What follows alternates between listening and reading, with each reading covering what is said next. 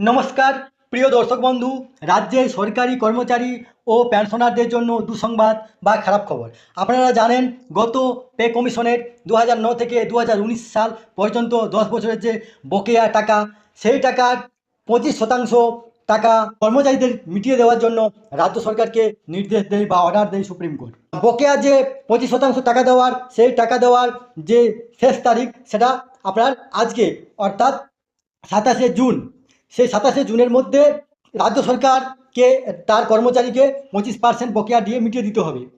সেইখানে রাজ্যের সরকারি কর্মচারী ও পেনশনাররা বা অবসরপ্রাপ্ত কর্মচারীরা একটা আশার আলো দেখেছিল, কিন্তু আজকে রাজ্য সরকার সুপ্রিম কোর্টে রিভিউ বা পেয়ার করেছে যে রাজ্য সরকারের কাছে টাকা নেই, এবারের বাজেটে সেই টাকার কোনো সংস্থান নেই। তাই 6 মাস সময় দেওয়া হোক। আসুন আমরা দেখে নেব যে এই নিয়ে যে রিভিউ পিটিশনের যে প্যাডটা, সেটা দেখব। আর এই নিয়ে সংবাদ মাধ্যমে বা পত্রিকাতে কী লিখেছে।